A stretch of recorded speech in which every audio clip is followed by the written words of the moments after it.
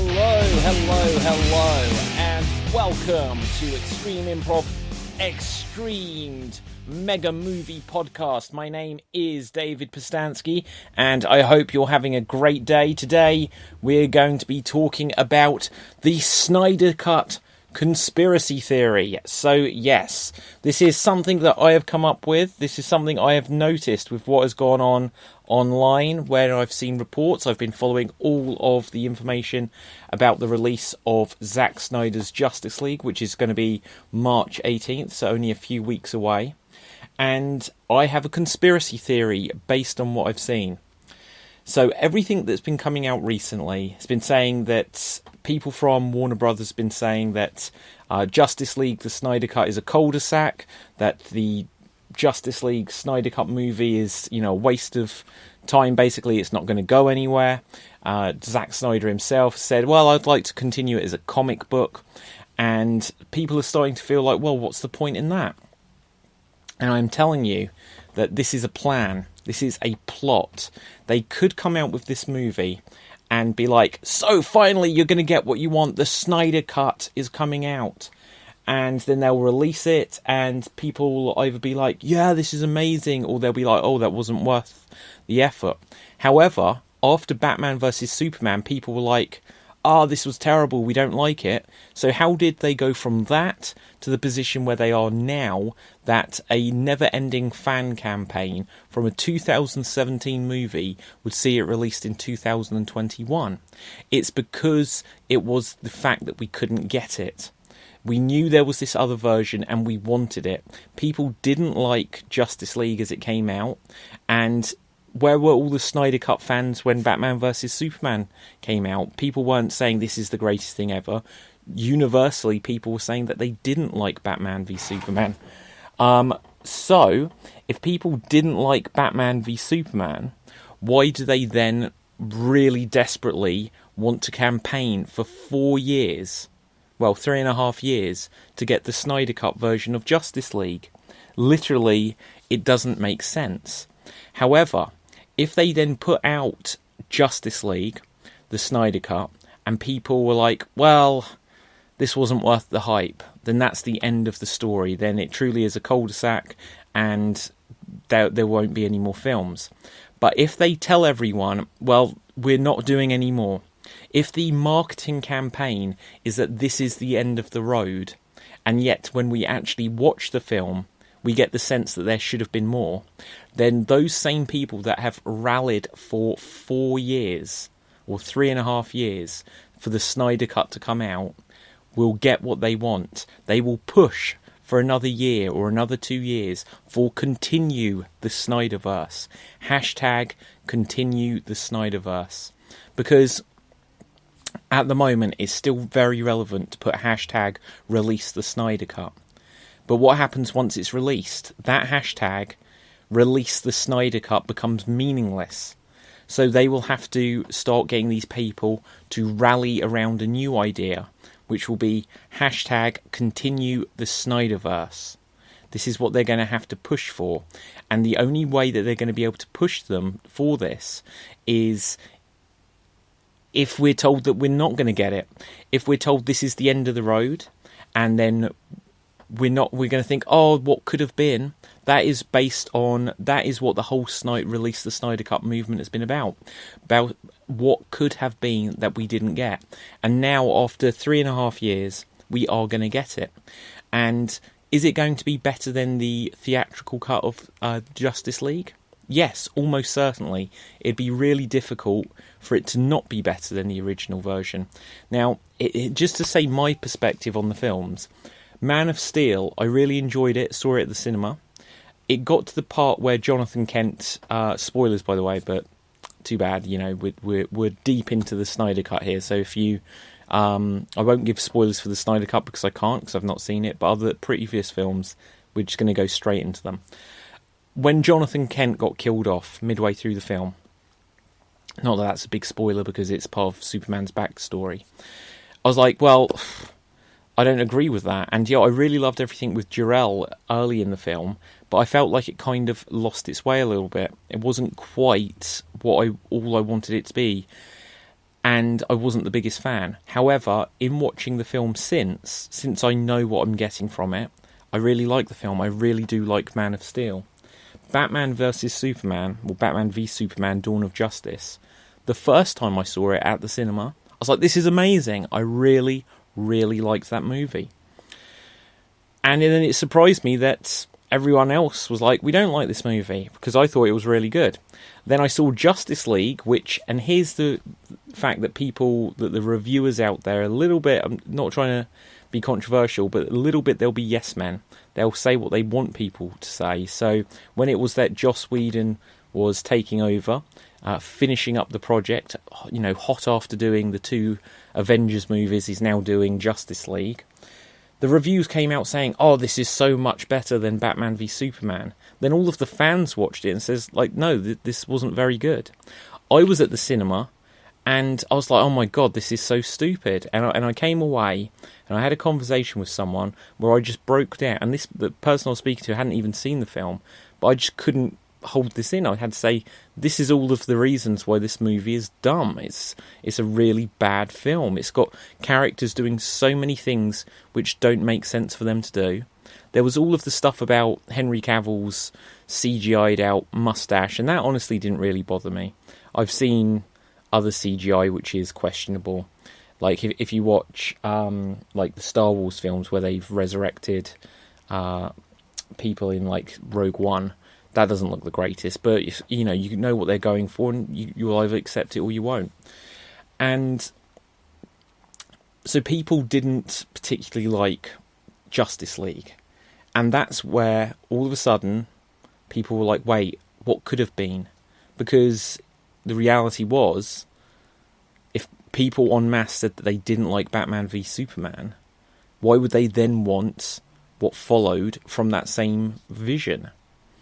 They got an alternative, and it's because it was frankly even worse. The Justice League version, the Joss Whedon version of Justice League, wasn't a good film. And so it's like, well, we know there's another film out there, and there is also the fact that in the past we had to wait decades for the Richard Donner cut of Superman 2.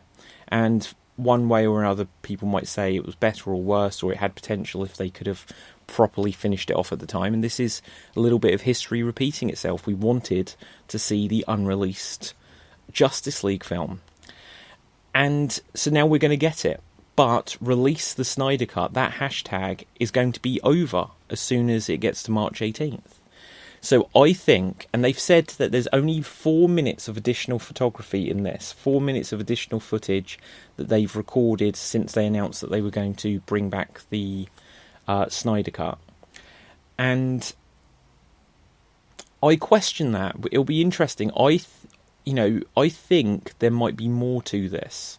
And I think there's going to be a lot more to it, actually, just because maybe, from what I understand, there was some half-finished special effects of Steppenwolf, and because obviously they completely have a different design now, and it's the original design that they've gone back to. But were all of those special effects done? Like when Joss Whedon took over, were they already done, or have they had to finish a lot off? Because if they finished them off, that is new footage. If they've had to create them from scratch, that is new footage. And then anything additional with Deathstroke, or with Martian Manhunter, or Jared Leto as the Joker, which has been the big news this week, with Jared Leto's Joker being finally shown off with what he will look like in the Snyder Cut. We'll get to that in a moment.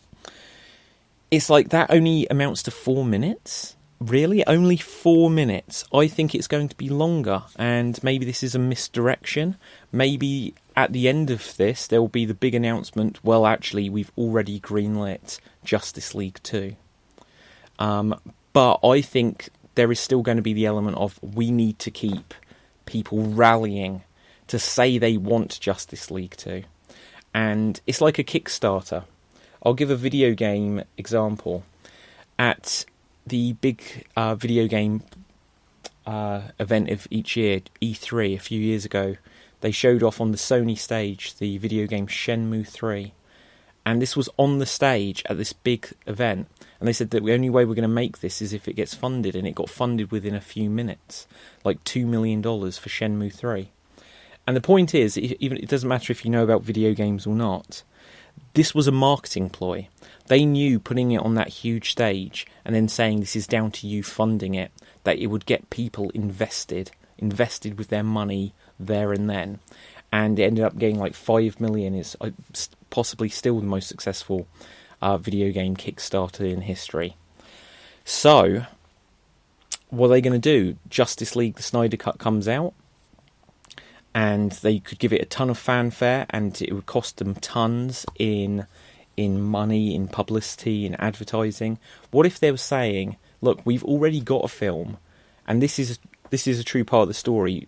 To try and get this film made, Zack Snyder went to Warner Brothers and said, look, let's look at these statistics. The most spoken about film on your slate, on your roster of films still to come out, is a film you don't intend to release, and that's the Snyder Cut. And so when they saw this, they were like, wow, the film that people are talking about most is one that we aren't going to release and haven't advertised at all. The fans have advertised it, and I think they want that to continue. So people have been a bit nervous with the fact that, wow, they're not really advertising the Snyder Cut very much. There wasn't a Super Bowl commercial of the Snyder Cut, and some people were expecting it. They don't need a Super Bowl trailer for the Snyder Cut, because that will cost them millions or tens of millions of dollars to do that. What they need to do is just let their fan base advertise the Snyder Cut, because it doesn't matter that they said that Godzilla vs. Kong and Wonder Woman 1984 and Dune and all of their other films from Warner Brothers are going to be on the HBO Max service in 2021. That doesn't matter. The thing that's still going to get the most hype and talk is going to be the Snyder Cut. So if you've already got a guaranteed hit, you don't need to spend extra money on it. But this is now going to be the opportunity to do a follow-up. And what better way to keep these same fans invested than put them in the same position? Instead of release the Snyder Cut, continue the Snyder Cut, or continue the Snyderverse. So Zack Snyder's vision can continue. And in this film, and this is where I think there is going to be more additional footage in there than what we have been told. 4 minutes isn't very much. Even if it is 4 minutes just of the Joker and Batman, that's almost nothing. If there is also Deathstroke in there, that is such an underdeveloped character. We've literally just seen it for a cameo. So unless we're going to get more with that character, how can you get the Joker and Deathstroke into 4 minutes?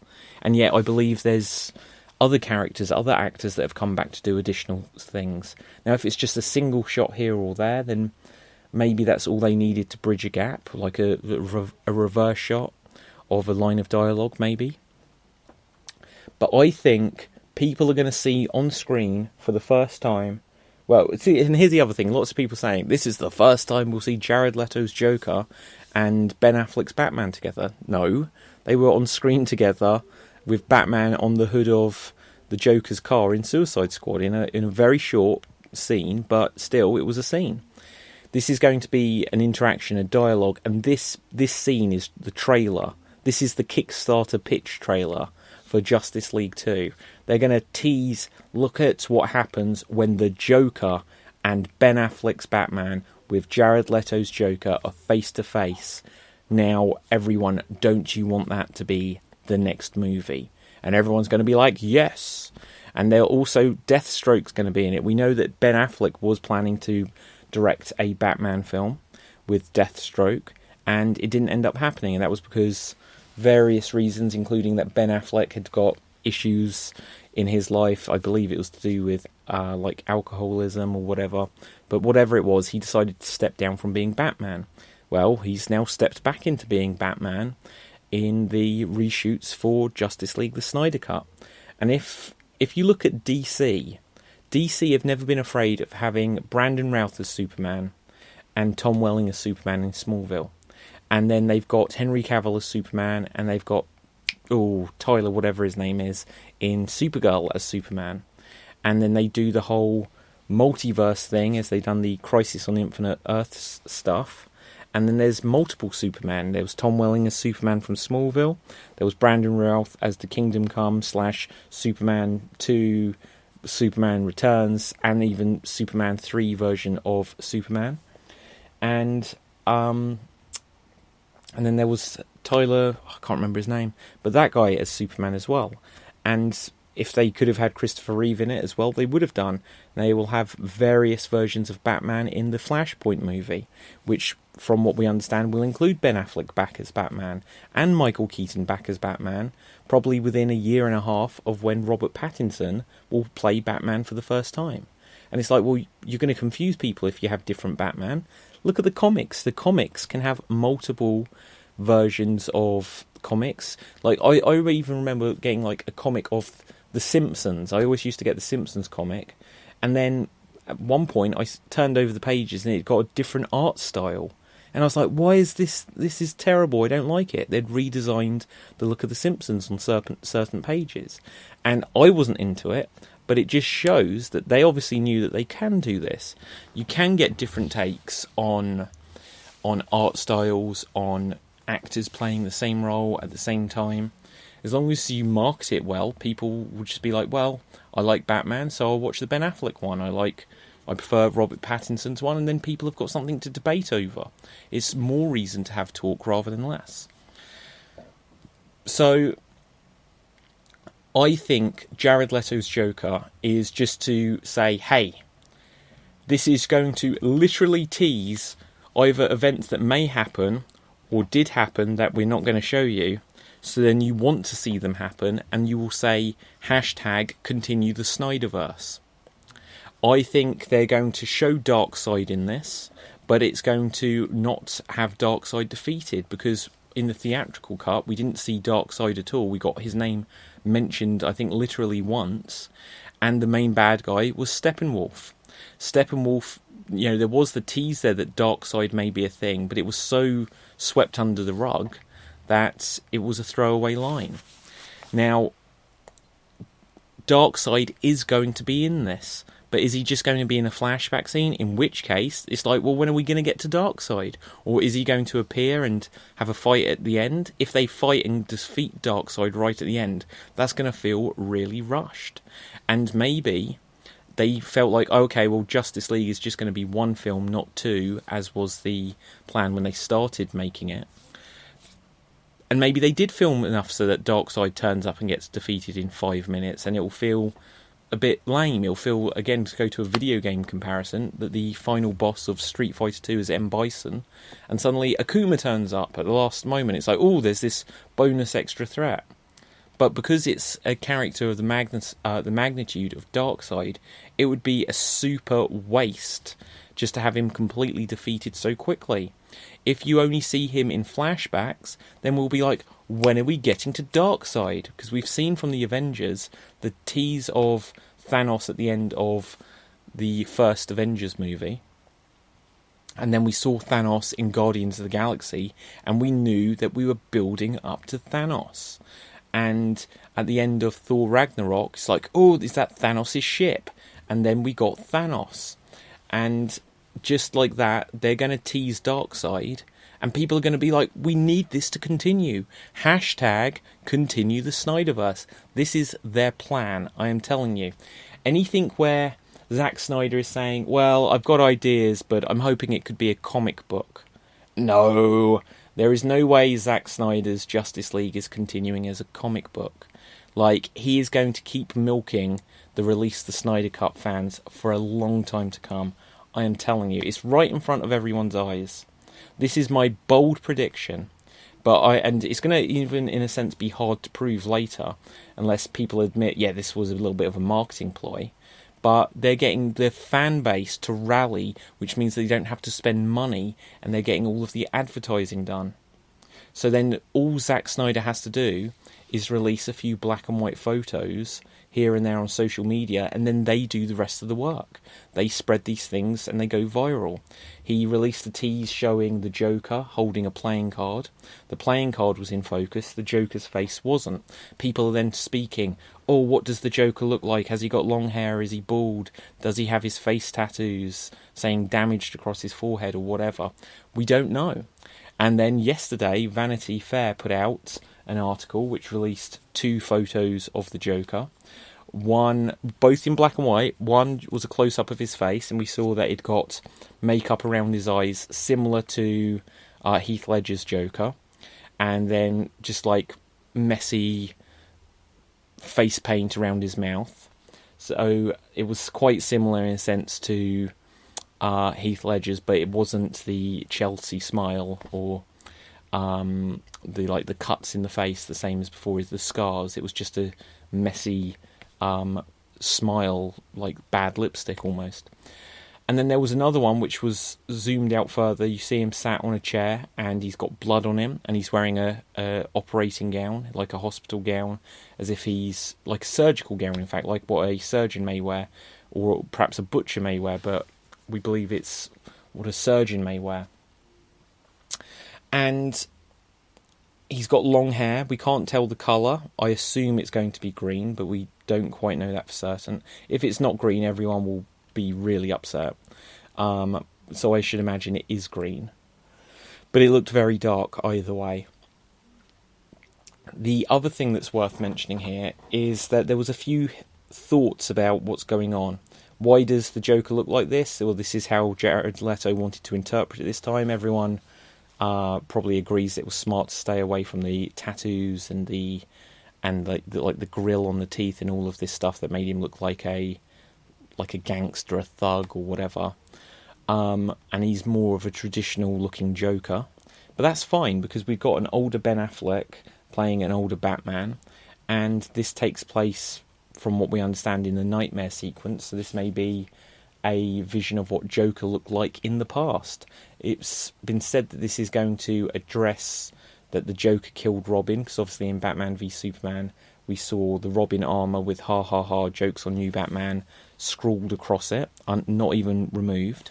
There's been rumours for years that this Jared Leto Joker is going to turn out to be Jason Todd, the former Robin. And I really hope that happens, because I think that would be cool. That it wasn't that Robin was murdered, it's that Robin became the Joker. And maybe it was because of another Joker, such as the Joaquin Phoenix one. Imagine if that all suddenly came into synchronization together, that as a surprise Joaquin Phoenix filmed something, and it turns out that imagine we see Jared Leto's Joker sat there, as we see in that shot, and he's speaking to Ben Affleck's Batman, and suddenly he's like, well, I'm Mr. J, and he's like, you may be Mr. J, but to me you are always Jason. And everyone's like, oh my god, Jared Leto is Jason Todd. And then we see a flashback of what happened to Jared Leto as Jason Todd, as Robin, and the person who's doing something to him is Joaquin Phoenix's Joker. Imagine that. Because it's always been a little bit of a thing of like, we know that Jared Leto was super unhappy that Joaquin Phoenix was the Joker. And why did they do that? They've got like I think Joaquin Phoenix Oscar winner or Oscar nominated actor. And why upset him, replace him prematurely when he'd only been in a tiny bit of Suicide Squad? Now, obviously, the next thing from this is going to gear people up to really focus on release the Ayer cut, because obviously Suicide Squad was also interfered with by the studio. We didn't see Suicide Squad as the original director intended, and so maybe the plan from here is that with Joker appearing in this film, this will go from release the Snyder Cut to release the Ayer Cut to release and continue the Snyderverse. Imagine that. Now, obviously, we are going to get the Suicide Squad directed by James Gunn, but will James Gunn completely stay around if he's back directing Guardians of the Galaxy? Will he come back for the Suicide Squad 2, or would that be the Suicide Squad 3? Birds of Prey wasn't that well received, and there's no sign that Harley Quinn will continue there. So we have to assume that Harley Quinn, who was in Suicide Squad and will be in the Suicide Squad, who was also in Birds of Prey, is going to need there to be another Suicide Squad for her to continue. Wonder Woman is going to continue with Wonder Woman 3, even though Wonder Woman 1984 wasn't quite as well received as the first one, or wasn't particularly well received at all, in fact. And from what we understand, there's going to be an Aquaman 2, and we know that there is going to be a Flashpoint, but there's no sign on Ben Affleck Batman film because it's going to be the Robert Pattinson one. There's no sign at all of a Henry Cavill Superman film or any Superman film. But it feels like if Ben Affleck is going to come back for Flashpoint, and Ben Affleck is going to continue within the Snyderverse, that we could get Batman in place, Aquaman. We know that Black Adam is going to come out with Dwayne Johnson as Black Adam. The Shazam sequel looks like it's going to be happening. So a lot of things are falling into place where it's like, well, the Snyderverse kind of isn't continuing. Well, Wonder Woman did, and Aquaman did, and looks like it will do, and Shazam is going to. So the only things that aren't really in place is Henry Cavill's Superman continuing on, and Ben Affleck's Batman, except for we know that Ben Affleck's Batman is going to be in Flashpoint. So it's literally just, let's do Man of Steel 2, or continue the Snyderverse with Justice League 2. And if they were smart, which they're not always, but I think they're being very clever and they're planning to continue the Snyderverse. They're just going to make the fans rally behind it. But if they are smart, they will go from release the Snyder Cut to release the Ayer Cut. You know, they'll try to get people to rally up, and they'll just wait for it to look like it's peaking, or if it's going to die down, they'll be like, look, we're going to release the Ayer Cut. And in a sense, that will take people away from the focus of release the Snyder Cut. And once people are then going to be like, right, we're going to get the Ayer Cut, you don't wait for it to all be about the Ayer Cut. You're going to be like, right, so now we've announced the Ayer Cut. Come on, guys, let's do this. Continue the Snyderverse, and they'll announce Snyderverse is continuing with Ben Affleck's Batman, with Man of Steel 2, and then eventually with Justice League 2. They should follow the Marvel pattern here. Rather than just go straight into Justice League 2, they should say, like, right, you are going to get what you want, but we're going to build up to it now. You are getting the Snyder Cut.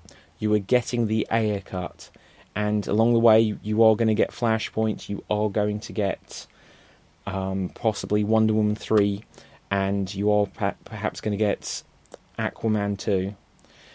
But then you are going to get Man of Steel 2 and Ben Affleck's Batman. And all of these things are going to now build up, just like they did with the original Avengers. They had all of the individual things before they teamed them up again.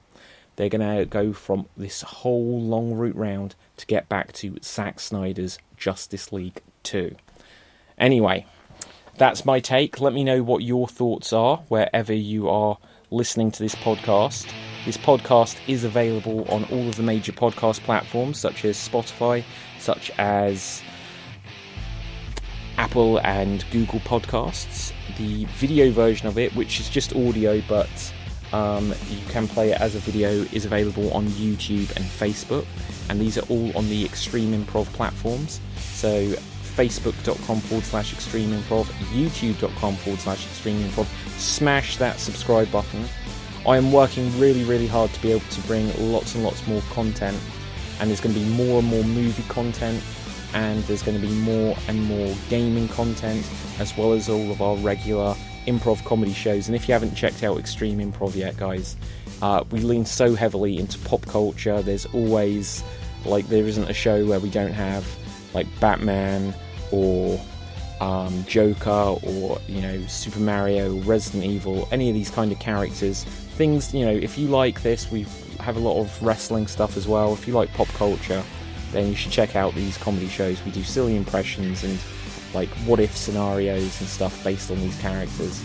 So anyway, from me, until next time, guys, stay safe, have a good one, and always stay extremed.